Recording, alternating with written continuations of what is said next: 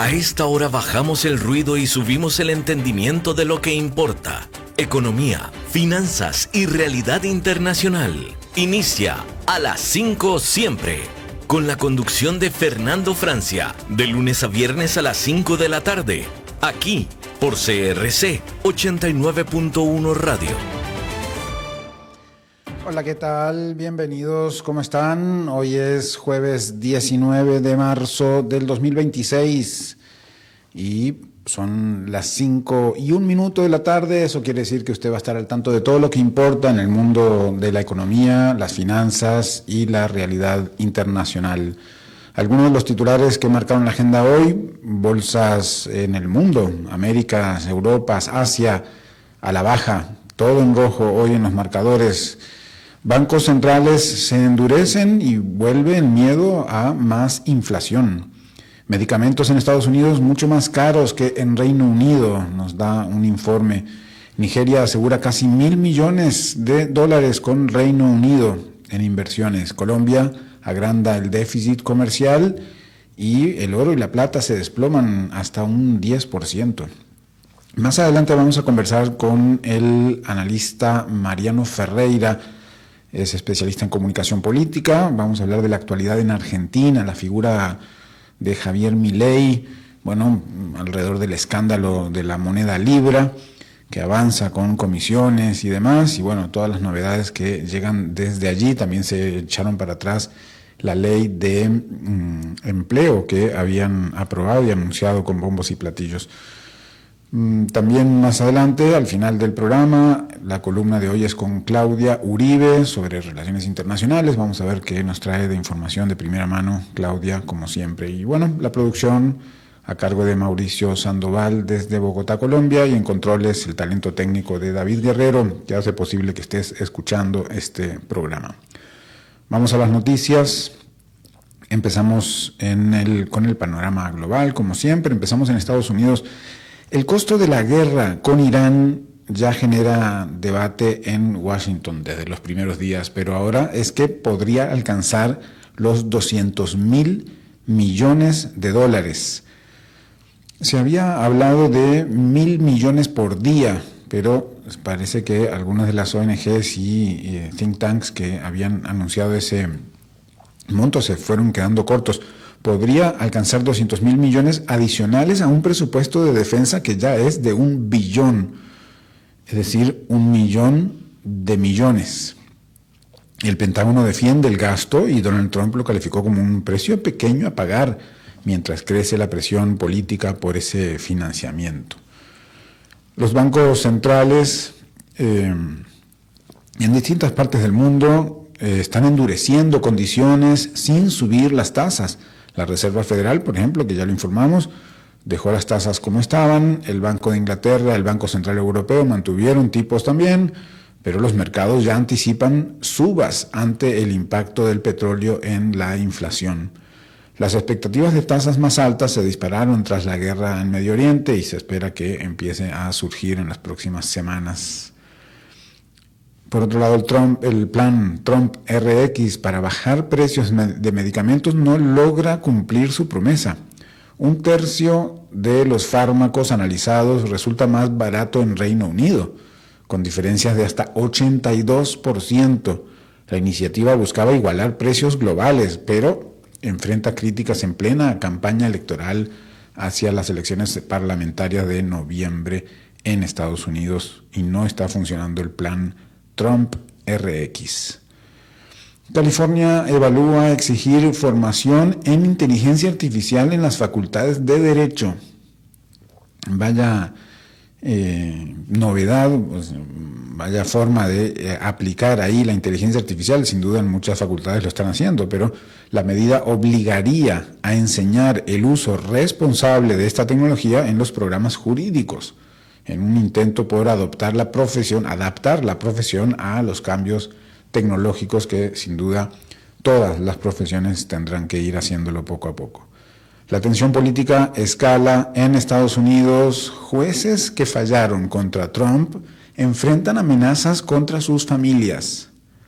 Publicaciones virales y amplificadas por figuras públicas derivaron en ataques y pedidos de arresto, reflejando un clima creciente de presión sobre el sistema judicial que está viviéndose en Estados Unidos, justamente por críticas con fallos, por fallos de distintos jueces y sus familias recibiendo esas amenazas. Por otro lado, la consultora PwC, una firma global de auditoría y servicios profesionales, endurece su postura interna. Quienes no adopten la inteligencia artificial podrían quedar fuera.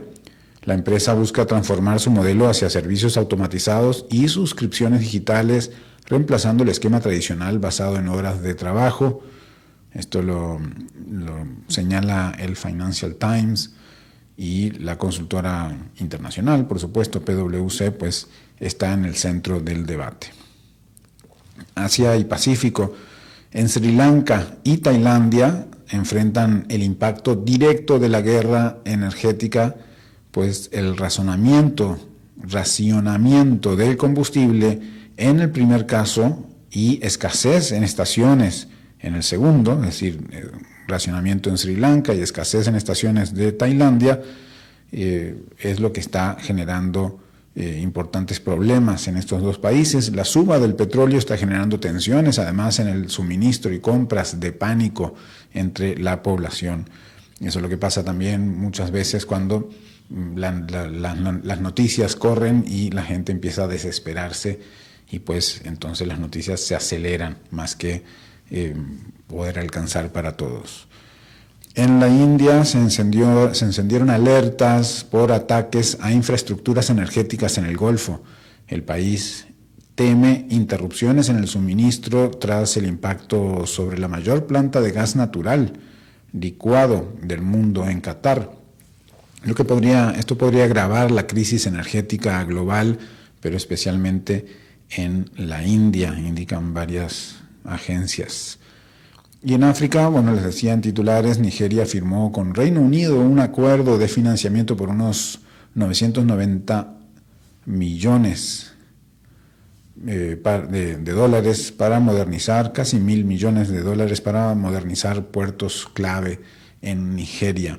El respaldo proviene de UK Export Finance y beneficiará tanto la infraestructura nigeriana como a empresas británicas proveedoras.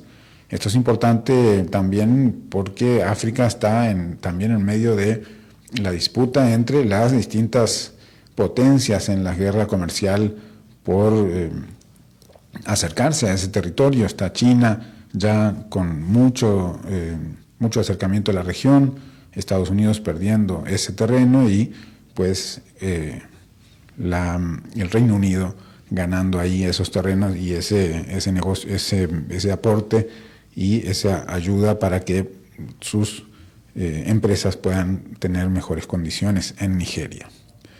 En Europa, la misma noticia viene del lado europeo. El Reino Unido participa en el acuerdo con Nigeria, que incluye contratos por unos 313,000 millones para empresas británicas. Ahí está el otro lado de la nota, entre ellas British Steel.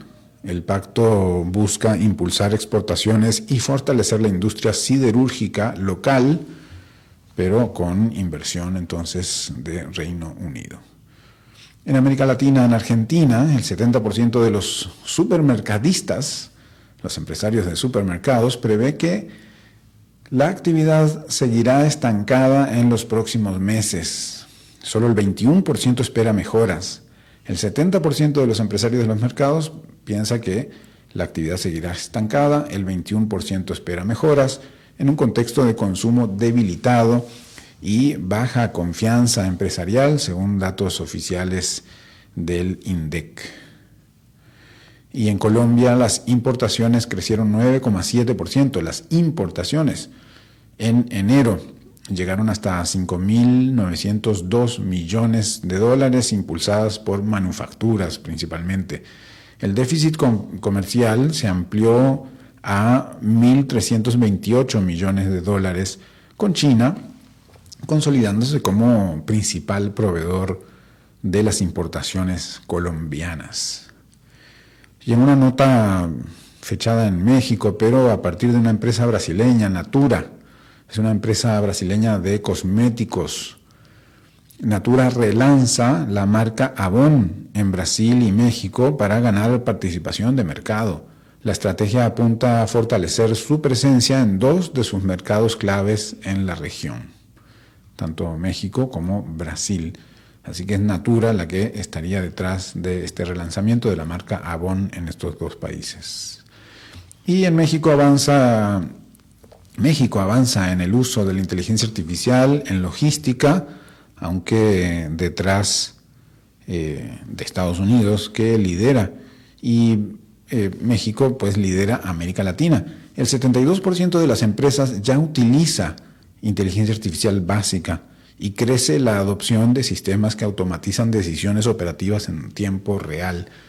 Incluso en logística se está usando cada vez más agentes de inteligencia artificial en México que aceleran procesos y pues genera más rentabilidad para las empresas. A nivel global, la guerra en Irán impacta en los mercados, como ya pues lo estamos viendo todos los días.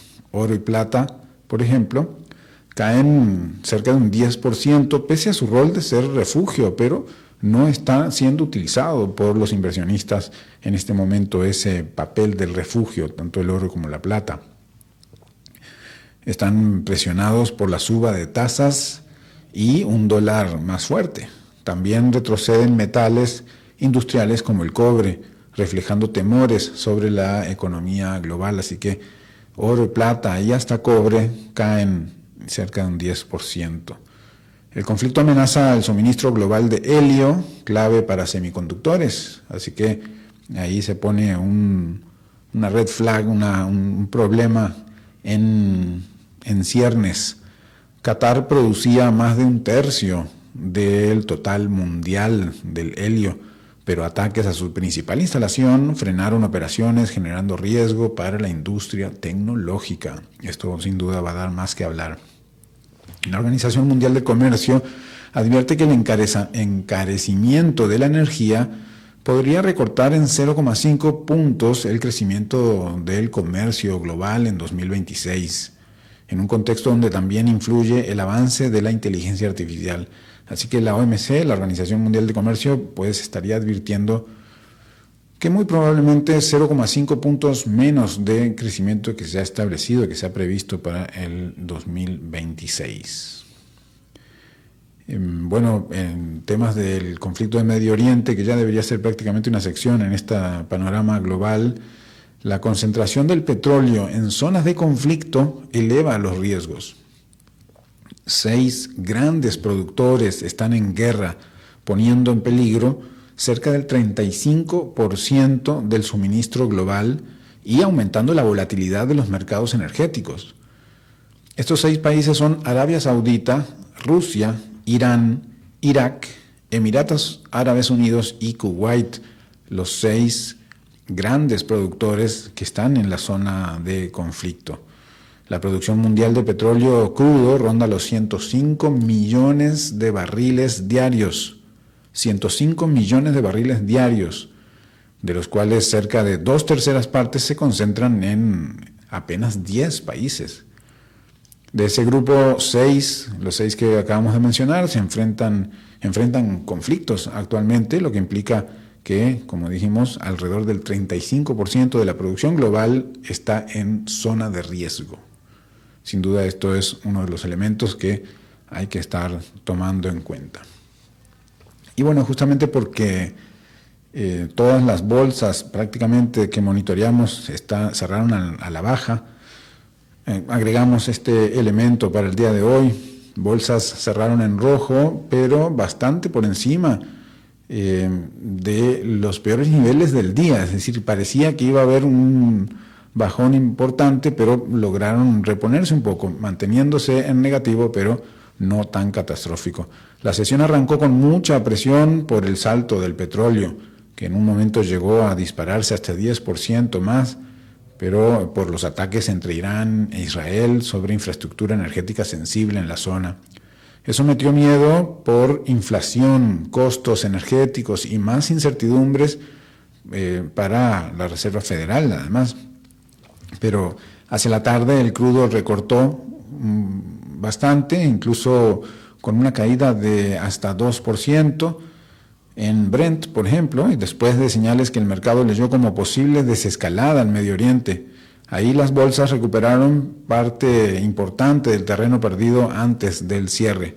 La otra parte de esta misma situación que genera un problema para las bolsas financieras sigue siendo la Reserva Federal. El mercado ya venía golpeado por la idea de que las tasas podrían mantenerse altas por más tiempo luego del tono duro que aplicó Jerome Powell sobre la inflación. Entonces, bueno, aunque el petróleo alivió algo de la presión inmediata en el día, en las oscilaciones del precio durante el día, pues el clima de fondo siguió siendo frágil, energía volátil, guerra, inflación, menos esperanza de recortes rápidos en las tasas de interés. Y bueno, Wall Street logró recortar algunas pérdidas por el movimiento, pero no a generar pues tableros en verde. Las bolsas internacionales, Dow Jones cayó 0,44%, Standard & Poor's 500 bajó 0,27%, Nasdaq perdió 0,28%, NYSE retrocedió 0,25%, Canadá cayó 1,42%, en Europa Eurostoxx bajó 2,14%, la FTSE de Londres cayó 2,35%. En Europa están arriba de 2 puntos todas. Alemania 2,82%, CAC de Francia retrocedió 2,03%. IBEX de España, que ayer dio la nota en verde, hoy cayó 2,27%. En Asia, el Nikkei de Japón bajó 3,38%. Hang Seng de Hong Kong perdió 2,02%. CSI 300 de China retrocedió 1,61%, ASX 200 de Australia cayó 1,65% y MSCI de Asia Pacífico subió, aquí es la única que da la nota verde, subió 1,87%. Y el VIX, que estaba subiendo, ahora bajó un par de puntos y quedó en 24 puntos, siempre por arriba del 20, es decir, señalando preocupación, pero no llegando a 30, en donde genera miedo de crisis que en cualquier momento podría dispararse más de lo que ya estamos prácticamente normalizando, ¿no? Ya estamos terminando la tercera semana de la guerra de Israel y Estados Unidos contra Irán, que tiene toda la zona con problemas. Acaba de anunciar Donald Trump que destruyeron barcos en el estrecho de Hormuz que estarían amenazando con explotar a los otros barcos que pasen, así que pues parece que ahí están de alguna manera librando esa batalla y que Donald Trump en sus redes sociales se jacta de haber liquidado algunos de los barcos iraníes en la zona, pero todavía no se sabe a ciencia cierta qué es lo que está pasando, cuántos de estos barcos se mantienen ahí en el estrecho de Hormuz y si va a seguir paralizado. Seguramente mañana tendremos información al respecto. Bien, vamos a unas notas en profundidad. Salió el informe mundial de felicidad. Es paradójico que estemos hablando de felicidad en medio de guerras mundiales, pero ¿qué países están en esa lista? Solemos decir en Costa Rica que es el país más feliz del mundo. Eso fue por ahí 2011, 2012. No se sabe cómo llegamos a ese ranking allí, pero estábamos. Solemos decir también que Colombia, que algunos países latinoamericanos, pero lo cierto es que ya hace muchos años que hay países que están en el top 3, y estos son Finlandia, en el tope de la lista desde 2018, con 7,76%. ¿Saben cómo se construye esta idea del país más feliz del mundo? Pues es una encuesta, y se le pregunta a cerca de 100.000 personas de 140 países, se le pregunta, En una escalera de 10 peldaños, del 0 al 10, ¿en qué grado de felicidad se encuentra usted ahora mismo? Y eso se cruza un poco con PIB per cápita, con apoyo social, con esperanza de vida saludable, con libertad, generosidad, percepciones de corrupción también. Y finalmente se tiene un número, Finlandia al tope con 7,76. Para mi gusto bajo, que el mundo, los más felices del mundo de 0 a 10 tengan 7,76. La verdad, en pleno 2026. Pero bueno, Finlandia al tope, Islandia en segundo lugar, Dinamarca en tercero, pero adivinen quién está en cuarto lugar. Pues ahí entra Costa Rica, país que le gusta estar al tope de estos rankings. Está Costa Rica entonces en cuarto lugar. Y bueno, más abajo está Suecia, Noruega, Países Bajos y otros. Y después en el puesto 12 está México, en el 31 Uruguay, en el 32 Brasil, 37 para El Salvador, 39 Panamá, 42 Guatemala, y ahí se va América Latina en los 40, 50 y más allá. Argentina en el 44, por ejemplo, Chile en el 50. Y por el lado de abajo, de peor a mejor, Afganistán al tope de abajo, en el sótano de la lista, Afganistán, Sierra Leona, Malawi, Zimbabue y Botsuana. Bueno, son rankings más de entretenimiento que otra cosa, porque esas encuestas son complicadas. Mucha percepción más que realidad. Bien, Hormuz, el cuello de botella energético que nunca termina de cerrarse, pero tampoco nunca termina de abrirse. El estrecho de Hormuz vuelve al centro de la escena global y cada tanto parece cíclico esto. Por allí pasa cerca del 20% del petróleo mundial, ya lo hemos dicho muchas veces, vamos a seguir diciendo porque es parte de la realidad de estos días. 20% del petróleo mundial pasa por el estrecho de Hormuz, y en el actual conflicto entre Estados Unidos, Israel e Irán, las tensiones ya están impactando en los precios de la energía, pero no es la primera vez, por supuesto. La historia muestra un patrón claro de amenazas, ataques, volatilidad, pero nunca realmente un cierre absolutamente total del estrecho de Hormuz. En los años 80, alguien lo recordará, durante la guerra entre Irán e Irak, el paso se volvió una zona de combate. Ambos países atacaron buques petroleros y sembraron minas, mientras Estados Unidos escoltaba cargamentos y llegó incluso a enfrentarse directamente con fuerzas iraníes en aquellos tiempos. El tránsito nunca se detuvo del todo, pero se volvió muy riesgoso. Décadas atrás, después, en 2011-2012, Irán amenazó con cerrar el estrecho en respuesta a sanciones por su programa nuclear. No lo hizo, pero el solo riesgo llevó el precio del crudo por encima de los $100.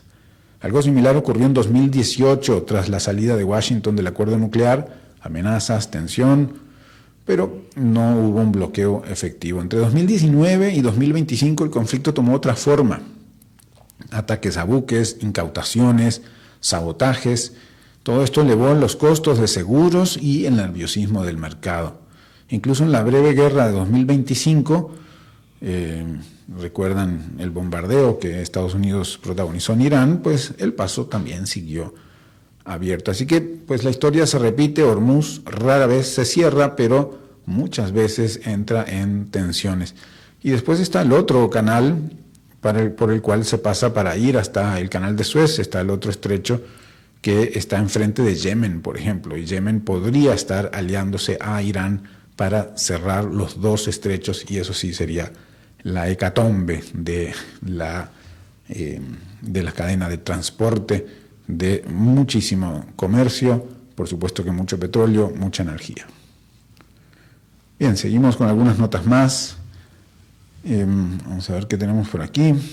Tomamos esta que hemos trabajado para ustedes: la deuda más cara, el desarrollo más lejos. Esta es una presión silenciosa sobre las economías emergentes. Un informe reciente fechado hoy de UNCTAD indica la problemática del costo del endeudamiento para economías emergentes. El aumento del costo del endeudamiento está golpeando con fuerza a los países en desarrollo. Lo que antes era una herramienta para financiar crecimiento, hoy se ha convertido en una carga que limita el gasto público. Según datos de Naciones Unidas, el 73% de los países, 99 en total, perdió margen fiscal entre 2018 y 2024. Es decir, destina cada vez más ingresos al pago de los propios intereses y menos a áreas clave como salud, educación, infraestructura y demás. Costa Rica no está exento de eso, ni muchos de los países de América Latina. El problema se gestó en la última década, tras la crisis financiera global. Muchos países recurrieron al crédito privado, atraídos por condiciones favorables, pero ese modelo los dejó más expuestos todavía. Desde 2022, con la suba de tasas en las economías avanzadas para contener la inflación, el costo de financiamiento global se disparó, impactando especialmente a quienes dependen del capital externo. Hoy casi la mitad de los países más vulnerables ya enfrenta o está al borde de una crisis de deuda. Muchos más del 50% de sus presupuestos. En muchos casos no se trata de insolvencia estructural, sino de problemas de liquidez. Gobiernos que no logran cumplir pagos en el corto plazo, aunque sus finanzas podrían estar sostenibles a largo plazo. El riesgo que estas tensiones se profundicen es uno de los riesgos. Con bajo crecimiento, menor acceso a financiamiento y redes de contención limitadas, muchos países no están dejando de pagar sus deudas, pero sí están postergando su desarrollo. Así que la deuda cara, el desarrollo cada vez más lejos en muchos de nuestros países. Vamos a una nota más antes de hacer la pausa a la mitad del programa. Desacople acelerado. ¿Cómo la guerra comercial entre Estados Unidos y China redibuja el mapa global? Volvemos a este tema de la guerra comercial entre Estados Unidos y China porque es algo que no se resuelve, que no termina. Y aunque los titulares los empieza a ganar Irán, y la guerra contra Irán de Estados Unidos e Israel, pues esto sigue allí latente. La segunda guerra comercial entre Estados Unidos y China en 2025 marcó un punto de inflexión en el comercio global. La administración de Donald Trump elevó aranceles a productos chinos en más de 140 puntos porcentuales en pocos meses, llevando el promedio a cerca del 50%. El impacto fue inmediato. Las importaciones estadounidenses desde China cayeron 28% en un solo año. Y hoy representan apenas 9% del total, muy lejos del 22% previo a 2018, por ejemplo. El comercio no se contrajo, se transformó. Mientras las compras a China se desplomaban, las importaciones desde otros países crecieron más del 9%. Empresas estadounidenses rediseñaron sus cadenas de suministro a gran velocidad, trasladando producción a países como Vietnam, India y México. En sectores como electrónica de consumo, el cambio fue drástico. Las importaciones desde China de consolas, laptops y monitores se desplomaron hasta 70%, pero el abastecimiento global se mantuvo gracias a nuevos polos manufactureros. Bueno, al final el desacople ya no es una hipótesis, sino es un proceso en marcha. Pero a medida que se agotan los ajustes más simples, quedan al descubierto vulnerabilidades más profundas en esta guerra comercial. La dependencia de insumos estratégicos y la falta de alternativas rápidas plantean un desafío mayor: configurar la seguridad económica sin fracturar aún más el sistema de comercio global, bastante golpeado estos últimos años. Muy bien, con esto llegamos al final de la parte inicial de las noticias. Vamos a dar una muy pequeña pausa y enseguida volvemos con la entrevista de la tarde. Continuamos escuchando a las 5 siempre con Fernando Francia. El agua es vida. salud y bienestar. Por eso, vos y los tuyos necesitan agua purificada, ozonizada y embotellada San Ángel. Hace que tu vida sea más larga y saludable con agua San Ángel. Disfrútala naturalmente y viví una experiencia con agua purificada San Ángel. Pureza que se siente. Búscanos en Facebook como Agua San Ángel. Cuando el reloj marca el cierre de la tarde, aquí abrimos el sentido. Economía, finanzas y realidad internacional. El programa creado por Alberto Padilla en Costa Rica. A las 5 siempre. Te esperamos de lunes a viernes a las 5 de la tarde con la conducción de Fernando Francia. Aquí, por CRC 89.1 Radio. Bien, seguimos en sintonía. Muchas gracias por estar allí y por mantenerte conectado aquí a las 5 siempre. Bueno, Javier Milei sin duda es un personaje singular, ¿no? Si usted lo ha visto cantando, si usted lo ha visto gritando, si usted lo ha visto enfurecido con los ojos desorbitados, bueno, pues es parte de la figura que es Javier Milei, tanto como presidente, pero también como candidato y como personaje. Entonces, sin duda es uno de la nueva política que estamos viendo en América Latina. Argentina vuelve a ofrecer entonces un laboratorio político intenso en esta realidad latinoamericana, y Javier Milei llegó al poder como una figura disruptiva, sin duda, casi podríamos decir, por lo menos con un discurso antisistema, aunque siendo parte obviamente del sistema político, ya era diputado y era un analista, economista en muchos medios en Argentina, y fue haciéndose conocido por ahí. Una narrativa de ruptura total frente a lo que llamaba la casta, ¿no? Una palabra que ya se había usado en España incluso por personas, políticos de otro signo totalmente distinto, de signo político distinto a Javier Milei. Pero hoy el escenario pues ya es distinto, ya Milei tiene un tiempo en el poder, su imagen se ha desgastado de alguna manera, aunque no ganó la primera vuelta en las elecciones, sí ganó una segunda vuelta holgadamente, y pues se ha generado pues un desgaste en su imagen, tensiones económicas persistentes. Nosotros hemos informado de muchos por ejemplo, hoy los supermercadistas con poca confianza en que las cosas mejoren, por ejemplo, y muchos otros datos, pero con acuerdos con Estados Unidos ha logrado, pues por lo menos irse sosteniendo en la economía argentina.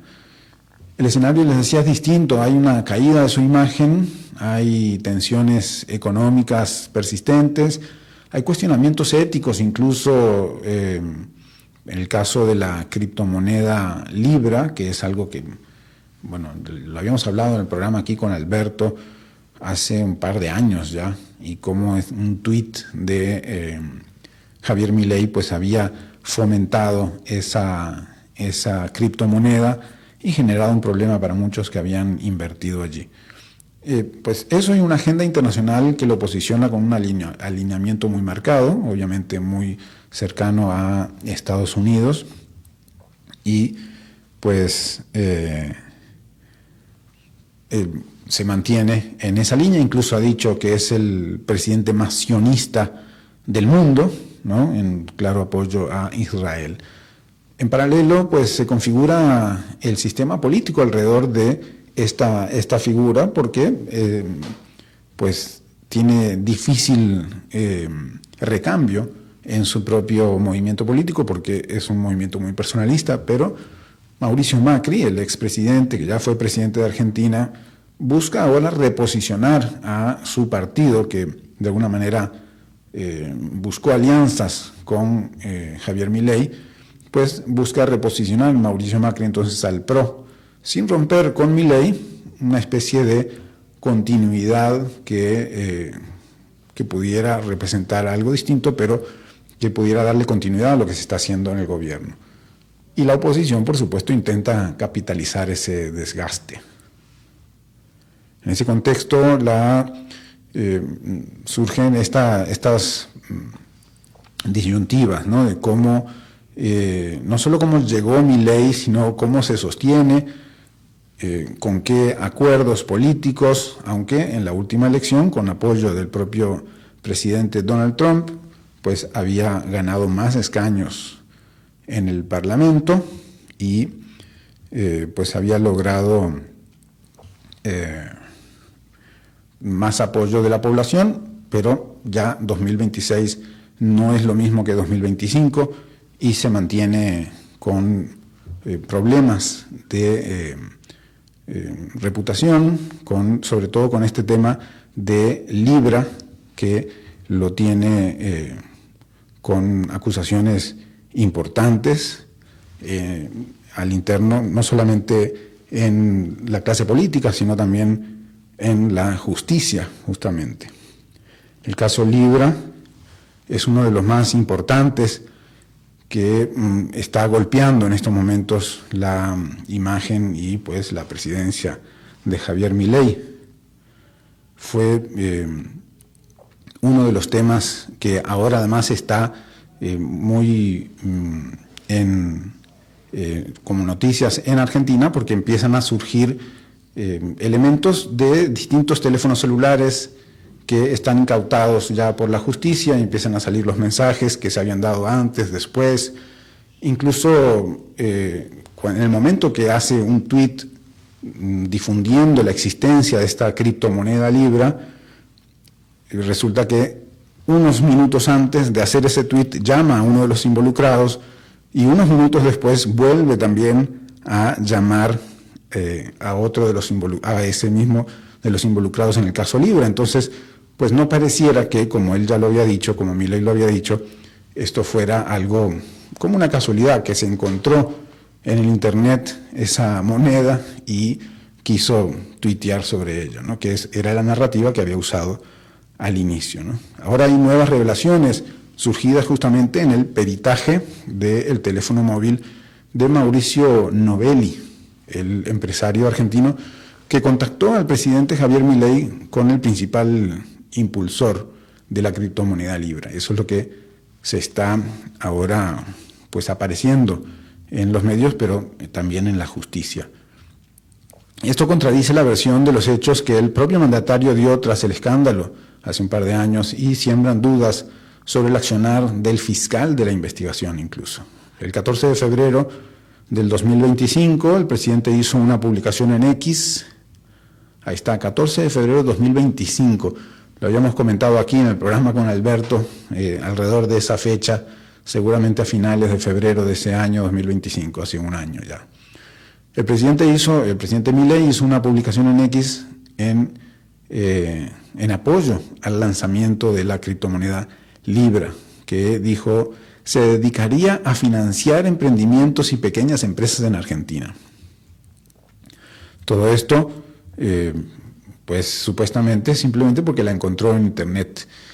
Y entonces el valor, obviamente, de Libra se disparó con rapidez antes de desplomarse de repente 3 horas después, dejando a miles de pequeños inversores damnificados y desencadenando una serie de denuncias judiciales, tanto en el país como en el extranjero.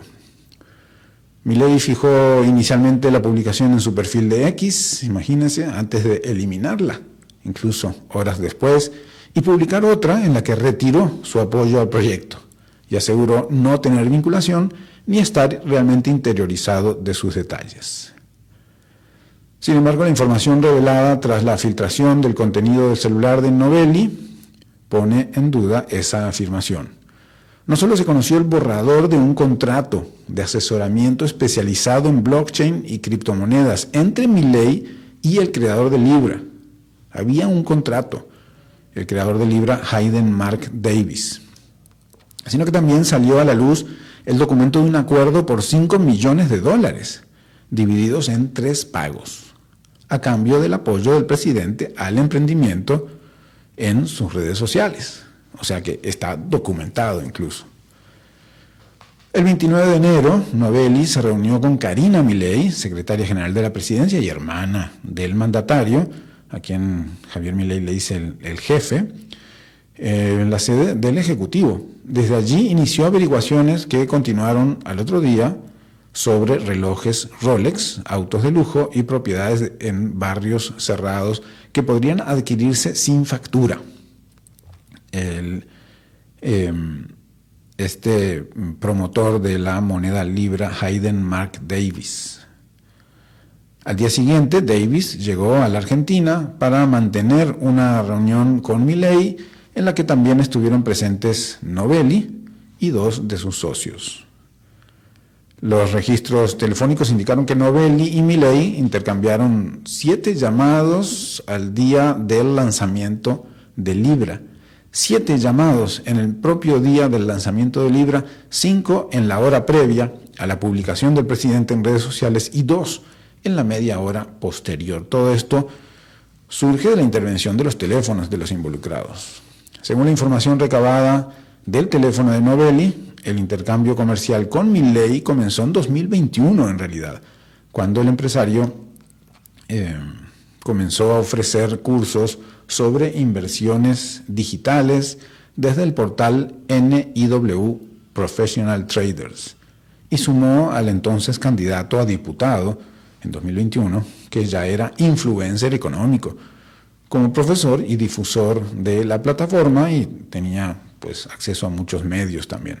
Los pagos regulares a Milei y luego también a su hermana continuaron incluso después de que el actual presidente ocupara una banca en el Congreso. Así que bueno, todo esto está en desarrollo porque se está dando en investigaciones judiciales, en peritajes de teléfono, y lo que pone, obviamente, lo que ya ha puesto en la mira en que era un trabajo orquestado y no como un encuentro al azar de algo que había sucedido y que lo había tuiteado casi por habérselo encontrado de repente en la ciberesfera.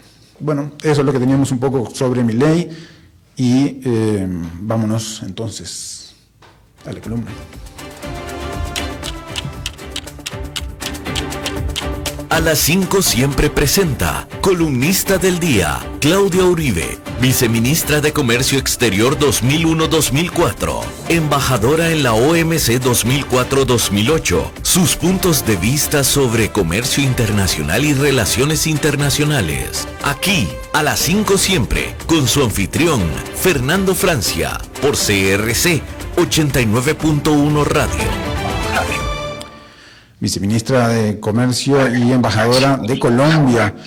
Y desde Colombia, bienvenida Claudia, ¿cómo estás? Muy bien, Fernando, buenas tardes, ¿cómo estás? Espero que tú muy bien y toda tu audiencia. Muy bien, sí, acá estamos y bueno, listos para escucharte, siempre con información y puntos de vista interesantes. A ver, ¿qué nos traes? Pues muchas gracias, Fernando. Fíjate que hoy te traigo unas pildoritas que tienen una especie de tinte positivo. Ya veremos si efectivamente así lo es. Esta se llama La lucha contra el fraude, que habla de la administración Trump. El pasado 16 de marzo, la Casa Blanca anunció la creación de una estrategia y un grupo antifraude para controlar y reforzar los programas sociales y combatir el uso indebido de los recursos en salud, vivienda, alimentación y asistencia en efectivo, donde se han detectado excesivos abusos. El corazón de la iniciativa es la creación de un grupo de trabajo para eliminar el fraude, adscrito a la Oficina Ejecutiva del Presidente, presidida por el vicepresidente, con la participación de múltiples agencias, entre las que está el Tesoro, Justicia, Agricultura, Trabajo, pero por supuesto la Seguridad Nacional.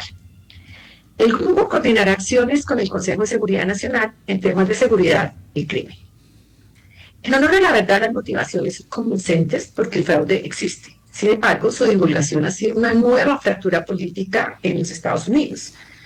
Los republicanos la ven como una herramienta para frenar abusos, reducir el gasto y recuperar el control del presupuesto social. en tanto que demócratas como Alexandria Ocasio-Cortez y Bernie Sanders denuncian injerencia del poder federal en competencias de los estados y advierten que el argumento del fraude podría convertirse en un vehículo para restringir beneficios sociales, pero sobre todo para atacar a la población migrante. Los organismos de seguridad apoyan mucho estas medidas, en tanto que los sectores sociales sí se temen que el exceso de verificación termine excluyendo los verdaderos beneficiarios de los programas. El Estado de California y de Nueva York han cuestionado la presión federal y el riesgo de discriminación. Les inquieta la injerencia de las instancias de seguridad nacional en programas que históricamente han sido de carácter social. Esta vez, a mí me parece que hay una muy buena intención al vigilar el uso de los recursos públicos y espero no equivocarme con este análisis. Mi segunda pildorita hoy, en cambio, no está positiva. Tiene que ver con el agua en la guerra contra Irán.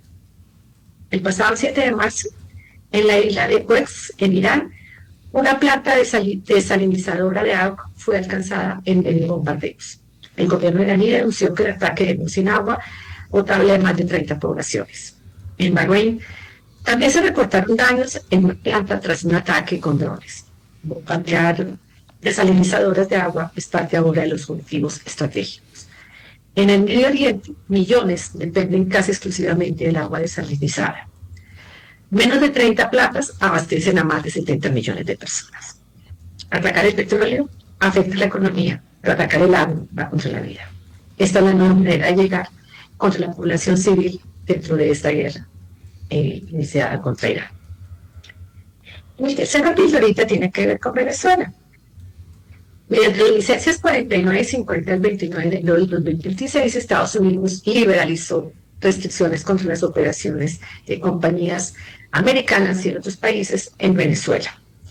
En efecto, gracias a la liberalización gradual, varias empresas en Venezuela ayudarán a la exportación de Venezuela, ayudarán a que las exportaciones de petróleo crezcan el 100% o algo más, de 15.000 billones de dólares a 32.000 millones este año, garantizando una gran inyección de recursos frescos a la economía venezolana, milimétricamente cuestionada por las autoridades norteamericanas, la banca de los Estados Unidos y con la participación de algunos bancos venezolanos. A cambio de esto, Venezuela quedó obligada a cortar lazos con Cuba, Irán y Corea del Norte. Ante este renacer económico no democrático, los venezolanos han emprendido el camino de la modernidad. Ellos saben que todos miran a Venezuela, pero no quieren estar fuera de la nueva oportunidad. Y por tanto, los venezolanos y las empresas venezolanas están buscando alianzas de empresas de Venezuela con empresas extranjeras que alcancen y ayuden a superar la situación económica y el paso a la nueva transición. Venezuela, recordemos, necesita infraestructura, capital humano, inversiones, pero sobre todo financiamiento. En la actual coyuntura, Venezuela no es solamente petróleo y sus reservas probadas, sino un mercado en expansión donde el empresariado brasilero y el norteamericano están totalmente alertas y listas para contribuir a la integración de Venezuela al mercado mundial. Eso es lo que te quería traer hoy, querido Fernando. Claudia, profundicemos un poquito en ese aspecto de Venezuela, porque, bueno, digámosle, la reconstrucción o la reinstalación de toda la dinámica comercial venezolana, industrial y demás, dinamizaría un poco la región también, o ¿cómo lo ves, además estando ahí vecina a Venezuela? Porque Colombia también ha anunciado algún tipo de intercambio comercial, ¿verdad?, con Venezuela. En realidad, desde hace como unas 2 semanas o 3 semanas aquí conversamos sobre la oportunidad que representa Venezuela y que Venezuela debería ser, digamos, la manera de hacer alianzas para ayudar a que Venezuela salga adelante. Ahí la discusión está si esto es solamente una diplomacia comercial, una diplomacia económica o si es una diplomacia social. Y lo que efectivamente se discute en Venezuela, y hemos tenido varios grupos en los que miramos esto, en Venezuela, el empresariado venezolano que está recuperando las empresas, si aspira a que ellos participen del proceso de digamos, de modernización de la industria. Entonces yo creo que sí, sí hay grandes oportunidades para la región. Y lo que le preocupaba a muchas personas, bueno, que preocupaba al mundo en general también sobre las dinámicas democráticas de Venezuela, ¿qué es lo que se ve que puede pasar en el futuro inmediato? Más relacionado con un continuismo, es decir, el chavismo sin Chávez y Maduro, tratando de darle de vigencia a su proyecto político, o se vendrá algún tipo de reacción renovadora o de cambio más importante. Pues lo que yo entiendo, lo que yo he discutido de los colegas que sí han ido a Venezuela, que yo todavía no he ido, pero también así espero ir, efectivamente esto es económico. Esto no es el cambio político, esto no es la democracia, esto no es la discusión sobre si María Corina Machado ganó o no las elecciones y se la robaron, no es el punto. Aquí estamos en el tema económico, que es el punto que le interesa a los Estados Unidos. Para ellos no es un tema, el tema político, económico, democrático no está en la agenda de los Estados Unidos y como digo, esto está milimétricamente targeado por los Estados Unidos. Y eso pondría también en perspectiva a Cuba, ¿no? Bueno, ese me parece que es un poquito más difícil porque es que Cuba tiene petróleo. No tiene petróleo. No tiene gente. Solo tiene gente. Pues sí, eso es otro mundo, porque al final estamos hablando de a partir de la idea de cambios de régimen en Venezuela, Cuba o Irán, pero realmente estamos hablando de otras cosas, ¿no? Que igual Trump lo ha dicho abiertamente. Ellos han sido muy claros en los intereses, y es que además esta historia, la licencia 49 y 50, la que mencioné hoy, me llamó mucho la atención, porque es que el ataque fue el 3 de enero, el 29 sale esa restricción, que no la teníamos tan clara, que les prohíbe tener relaciones, es Cuba, Corea del Norte e Irán. Y luego es la guerra de Irán. Entonces, pues, parece que ya no hay muchas casualidades. Sí, sí, las casualidades son demasiadas, más bien. Todo apunta, bueno, pero con Corea del Norte sí que nadie se va a meter, ¿no? Queramos que no, por favor que no. Por favor, ya bastante. Aparte que nosotros aquí tenemos que tener un pacto de no mencionar qué pueda suceder, porque es que pueda sucederá. No pienses mucho porque podría pasar lo más loco que te imagines. Es que ni siquiera se debe pensar, esas cosas. Lo que hemos visto, este 2026 ha sido realmente demoledor. Y ya lo dijiste vos hace un par de semanas, ¿no? Ojalá que la respuesta no sea con misiles, ¿no? Y eso me parece que al final es lo que esperaríamos, aunque, pues, sin duda, ante una acción siempre hay una reacción, ¿no? Triste es que además es que nosotros, Occidente, es el que ataca. El imperio de acá de este lado es el que ataca, o atacado. Sí, ojalá no se le ocurra a ningún otro atacar. Así es, bueno, que no vayan a contestar con la misma moneda. Muchas gracias, Claudia. Bueno, también para ti, que tengas una feliz noche. Gracias. Igualmente, un abrazo para vos y nos vemos la próxima semana, el próximo jueves seguramente, con nuevos temas que nos traiga Claudia Uribe, especialista en temas de comercio exterior, pero mucho más allá. Ella es abogada colombiana y especialista también en relaciones internacionales, que más o menos en esos temas se ha siempre concentrado su columna aquí a las 5 siempre, y le agradecemos muchísimo por esa entrega a todos ustedes, la audiencia. Y con esto terminamos, amigos, amigas, una tarde más que compartimos y que nos informamos de cómo está el mundo en temas de economía, finanzas y geopolítica, con producción de Mauricio Sandoval desde Bogotá, David Guerrero en controles.